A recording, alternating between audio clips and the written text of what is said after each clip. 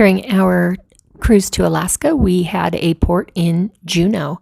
The port in Juneau was actually amazing, and we were able to take the excursion to Mendenhall Glacier and Nugget Falls. The excursion that we opted for was a shuttle that took us to Mendenhall Glacier, and then we had free time to go to the visitor center, to the photo point, and to Nugget Falls. Now, those three options are all self-paced, so the bus driver did say that the distance out to Nugget Falls, I believe he said it would take about an hour, and it is a very casual walk. It's paved all the way. There's lots to see on the way, so if you decide to take the Mendenhall Glacier Nugget Falls shuttle and excursion, then I would recommend to do the walk to Nugget Falls first as part of that option. You're in the same area. You just have to take the bus to and from the cruise terminal. So if you're doing the walk up to Nugget Falls, then you can take your time sightseeing and such. So once we got to Nugget Falls, then we were able to walk around, listen to the water, explore, just, looking at the glacier. You do not have an opportunity to walk on the glacier. As far as I know, the only option for walking on a glacier is with an excursion where you take a helicopter.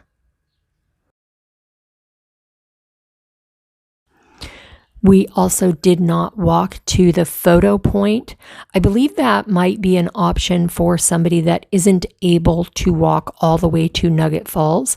We did see some people that were, there was one lady that had a cast like on her ankle, and she had one of those assist type scooter things, not the one you sit on, but the one you kneel on. And that was a little bit challenging. Even though it is paved all the way up there, it does take a little bit of energy because there are like little up and down slopes. So if you're going to go walk all the way to Nugget Falls, you're going to have a better view and better photo opportunities. And then if you stay back and do the photo point, I think it's called photo point, then that's a little bit closer. So just beware of that. There are signs posted at the location near the visitor center, and then as you make your way towards the kind of fork in the road, you'll see to the left would be the photo point, to the right would be Nugget Falls.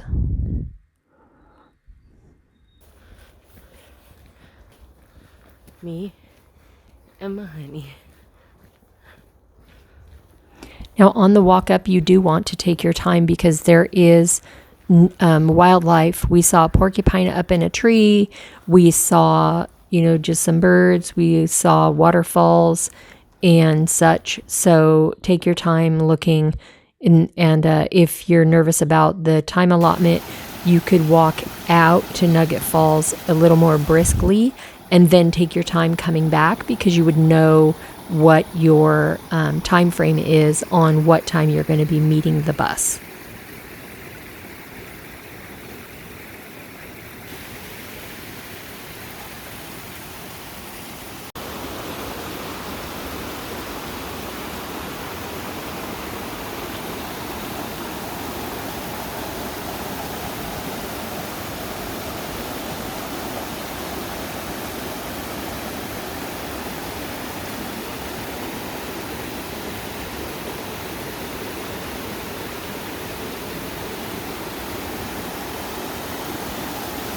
I will recommend, as you're walking up the trail, be sure to look up and down and around. There is a sign near the visitor center saying that bears do live there. And I have seen other videos where there were bears just off the trail, but the trail is well traveled. So I wouldn't dissuade anyone from going. If they have a fear of bears, just kind of stay with the group and be aware of your surroundings. But make sure you're looking up, down, all around so you can see all the different trees, the waterfalls, streams, and the wildlife around there, and be prepared for any type of weather, and you're going to have an amazing time.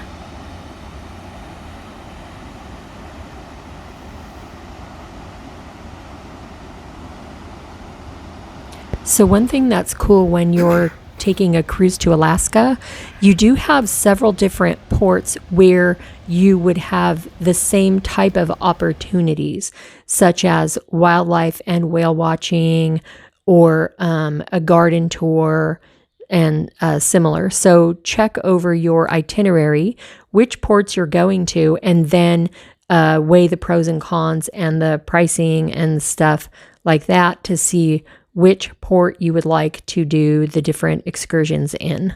We thought that we were going to be disappointed with what we opted for with Mendenhall Glacier and Nugget Falls. Correction, not disappointed.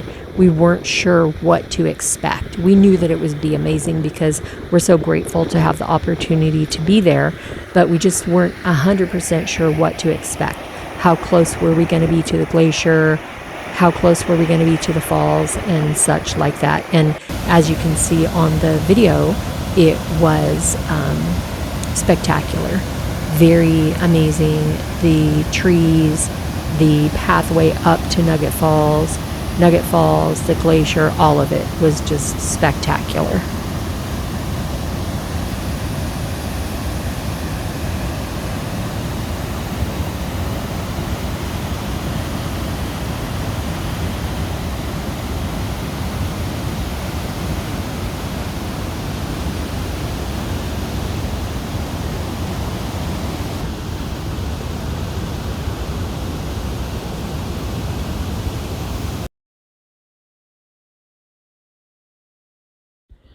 I don't recall how long the bus ride was, but it did seem to go by pretty quickly. And all the videos that I've seen, as well as our tour director that was driving the bus, they did give a lot of information about the area and what to expect and such. So even though it's technically not a bus tour, it's basically transportation, they are informative and entertaining as you are riding up to Nugget Falls.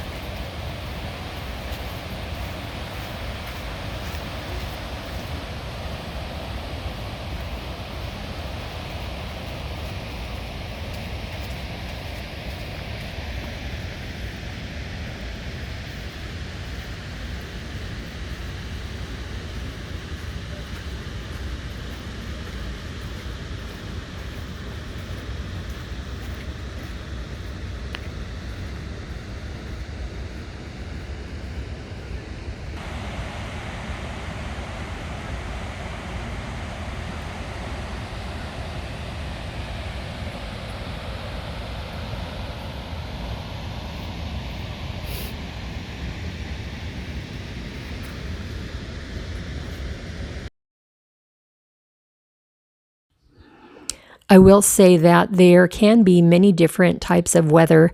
Most likely it will rain at one of the stops that you're going to be on your Alaska cruise. We found that a lightweight waterproof jacket with layered clothing seems to be the most comfortable and best option because you don't feel bogged down. You don't feel like really heavy or get overheated from a real bulky coat. And if you start to get a little bit too warm, you can always take off one of the layers. I do definitely recommend waterproof shoes. I did find some Columbia waterproof shoes that worked out perfectly. They're lightweight like a tennis shoe, but definitely waterproof. When we were in Ketchikan, it was raining a lot. Not super heavy at, like the whole time we were there, but the shoes worked out perfectly. We also had a waterproof backpack cover that came in handy as well.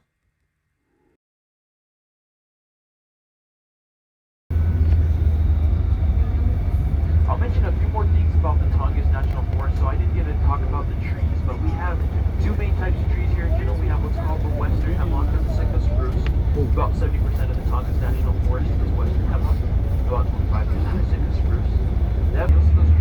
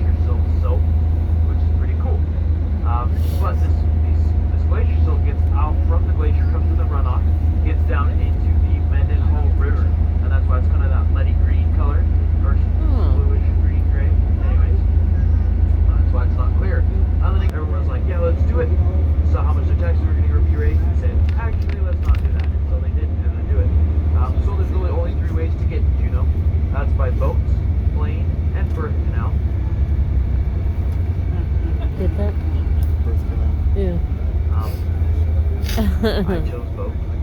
I came here, I drove here. So I drove from Idaho up into Skagway, put my car on a ferry, took that ferry from Skagway. Wow. Talk about an adventure. I know, right? Just like you guys hanging out, but alrighty, so okie dokie.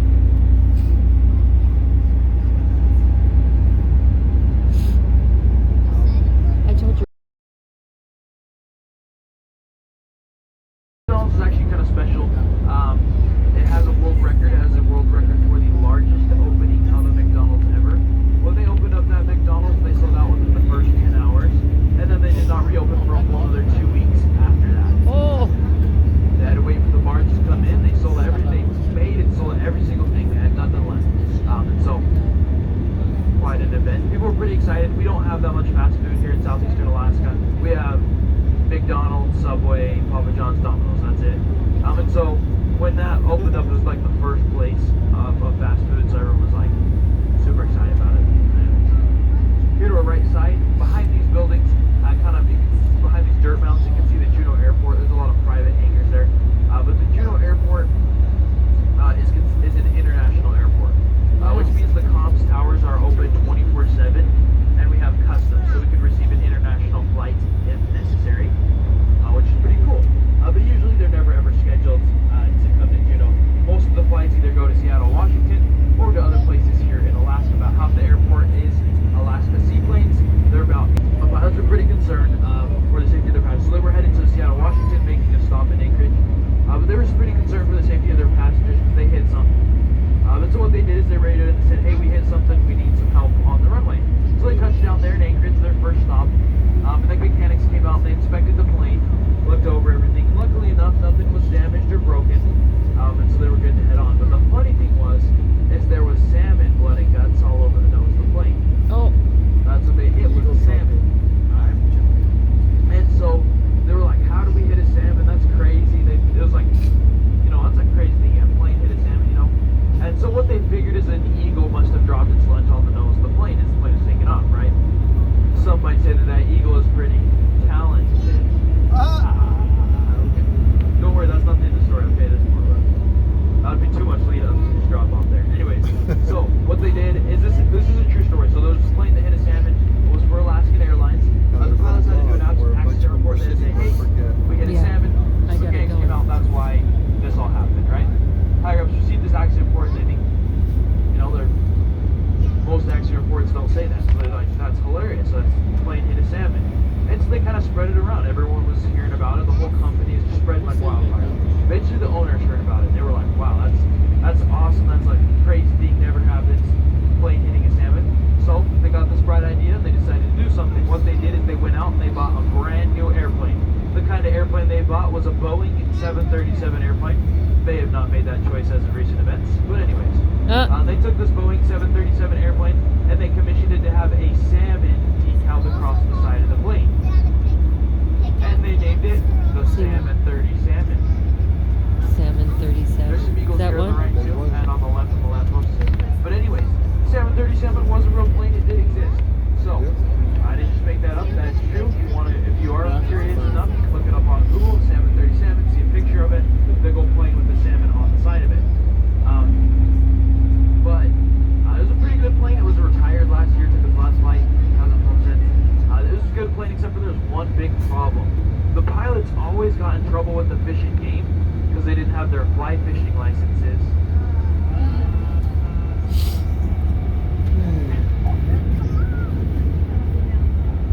Alright, here. So I see quite a few bald eagles. Now that we're on the right side, you get closer to that shoreline. I see one up here on the lamppost on the left as well. As we go through the line, we can get to see him out there. Take a lot less energy.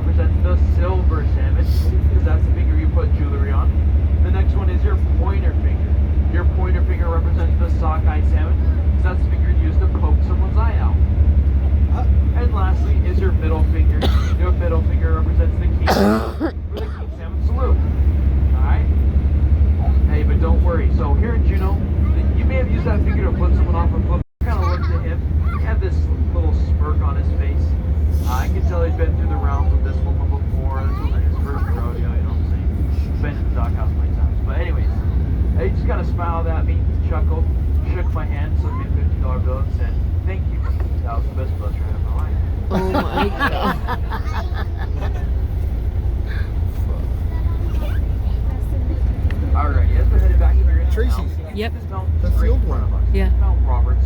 Mount Roberts used to be